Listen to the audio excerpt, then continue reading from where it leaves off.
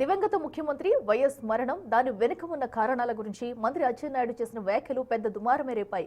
YS మరణం వెనుక జగన్ హత్య ఉందని బొత్స ఆరోపించినట్టు అప్పటి పేపర్ క్లిప్పులను చూపించారు. దానికి బొత్స సత్యనారాయణ అచ్చెన్నాయుడుకు కౌంటర్ ఇచ్చారు. ఈ సందర్భంగా వైఎస్ రాజశేఖర రెడ్డిని గుర్తు చేసుకుని భావోద్వేగానికి గురయ్యారు ఎమ్మెల్సీ బొత్స సత్యనారాయణ.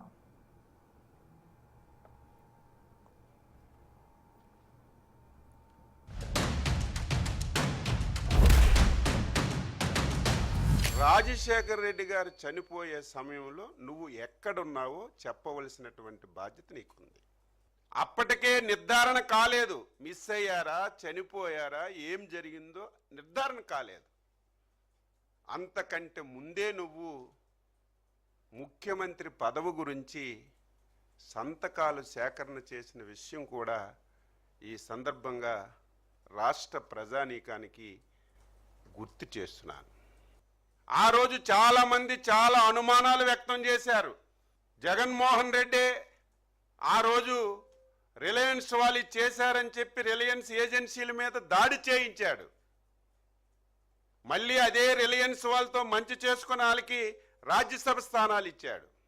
అదే సమయంలో ఈ పార్టీలో ముఖ్య నేతగా ఉన్నటువంటి బొత్స సత్యబాబు గారు వైఎస్ మృతి వెనక జగన్ హస్తం ఉందని సాక్షాత్తు నీ దగ్గర ఉన్నటువంటి బొత్స సత్యబాబు గారు ఆ వేళ మాట్లాడారు. ఒక సైకోకి పదవి వ్యామోహం వస్తే పదవి గురించి ఏదైనా చేస్తాడు.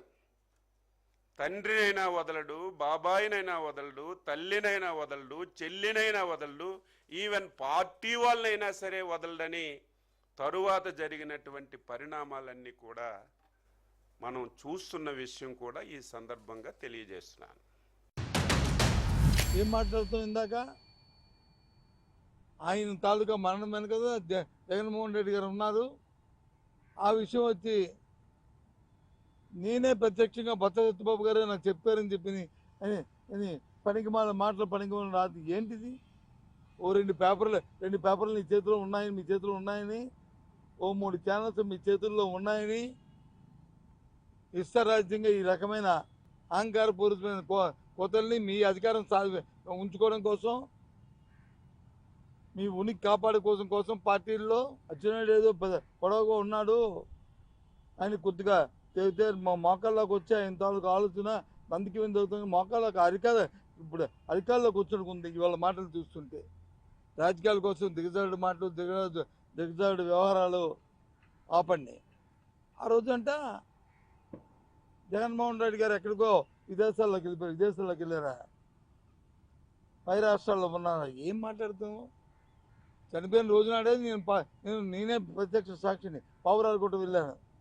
అన్వేషించడానికి కేంద్రంతోనే రాష్ట్రంతోనే పక్క సంప్రదింపులు చేసి తెల్లవారు 5 గంట 4 గంటలకల్లా ఆ బాడీ ఎక్కడుందనేది టేస్ట్ చేసి పోస్ట్ మార్టం జరిపించుకుని కర్నూలు వరకు వెళ్ళి కర్నూలులో అక్కడ పోలీస్ పరేడ్ గ్రౌండ్స్లో అక్కడ అక్కడ నుంచి నేను ముందుగా క్యాంప్ ఆఫీస్కి వచ్చాను.